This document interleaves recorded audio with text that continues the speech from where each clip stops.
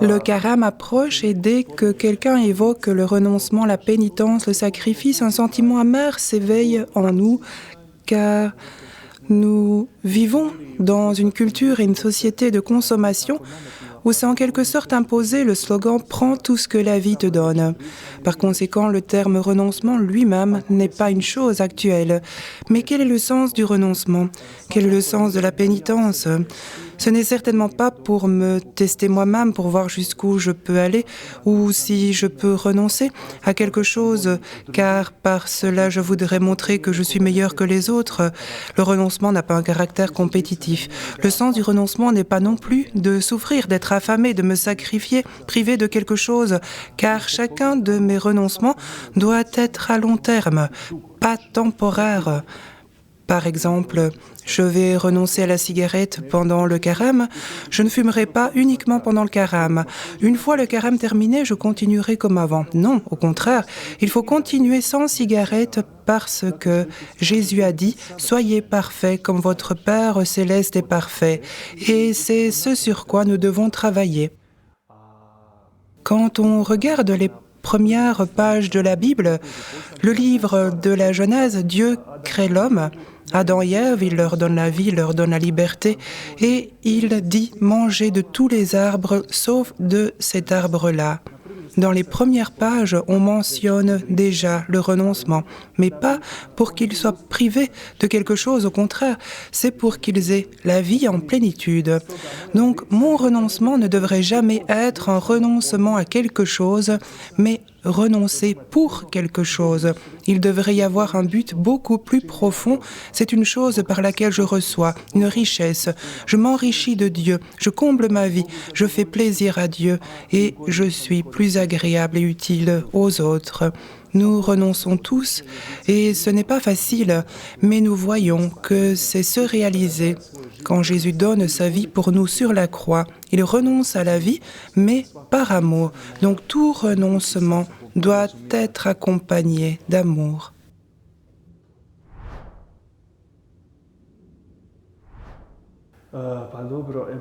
Une anecdote me vient à l'esprit. Quand nous étions au noviciat, notre éducateur, en voyant des personnes fumer une cigarette, nous a dit « On a tous nos faiblesses. Leurs faiblesses sont visibles et les nôtres sont peut-être moins visibles. » Quand on parle du renoncement, sur le coup, nous pensons tout de suite aux faiblesses visibles, comme nos vices, l'alcool, le tabac, la cigarette, le café.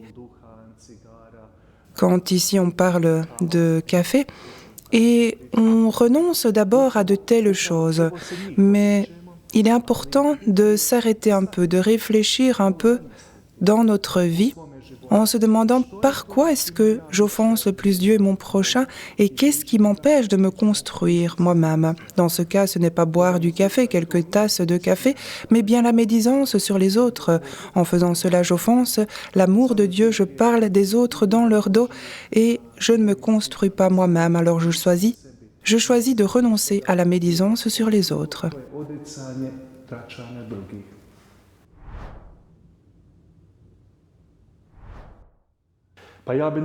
Eh bien, je définirai d'abord ce qu'est le jeûne. Le jeûne serait une abstinence volontaire de nourriture ou d'une autre chose que Dieu nous a donnée. Dans quel but? L'union spirituelle avec Dieu. Par conséquent, le but du jeûne étant l'union spirituelle avec Dieu, le sacrifice, la gratitude, et pour que je sente aussi un peu cette faim. Mais est-ce que je sens cette faim si je mange du poisson au lieu de la viande et que je suis bien rassasié de poisson? Ai-je alors compris le vrai sens du jeûne? L'Église nous prescrit les aliments que nous ne pouvons pas manger lors du jeûne du vendredi saint et du mercredi des cendres. Ce jeûne, c'est un repas à satiété et 2 autres repas plus légers. Mais pour les autres jours, cela n'est pas décrit. Il peut s'agir de manger n'importe quel aliment, mais en plus petite quantité que celle que nous prenons les jours où nous ne jeûnons pas. Le jeûne est difficile, mais nous l'utilisons souvent sous prétexte de la loi. Je respecte la loi et en fait, je n'ai pas compris le sens, le but de mon renoncement. Si il vous est difficile de jeûner, alors vous devriez commencer par jeûner de petites choses. Par exemple, jeûner pendant un repas par semaine, puis 2 repas, jusqu'à ce que nous arrivions au véritable jeûne d'une journée. Le jeûne peut aussi être un renoncement à de mauvaises occupations de notre temps. Si je passe trop de temps sur Internet, Instagram, Facebook, à la télévision, alors je peux jeûner de cela et aller plus souvent à la Sainte Messe pendant la semaine, écouter des enseignements spirituels, prier plus souvent, donc jeûner aussi de cette façon et pas uniquement en m'abstinant de nourriture.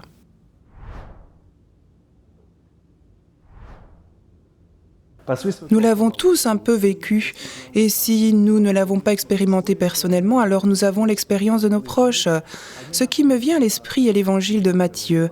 Lorsque Jésus dit à ses apôtres « Quand vous jeûnez, ne prenez pas un air abattu comme les hypocrites, ils prennent une mine défaite pour bien montrer aux hommes qu'ils jeûnent. Amen, je vous le déclare, ceux-là ont déjà reçu leur récompense. Mais toi, quand tu jeûnes, parfume-toi la tête et lave-toi le visage, et ton Père qui voit au plus secret te le rendra. » Donc, avant tout, quand on parle du jeûne, il doit être humble et joyeux. De plus, quand je jeûne, je dois manifester encore plus d'amour à mes proches. Parce que le jeûne, un bon jeûne, combine cet amour vertical entre moi et Dieu et cet amour horizontal pour le prochain. Donc, je devrais avoir encore plus d'amour pour mon prochain et un plus grand sens du respect et du sacrifice.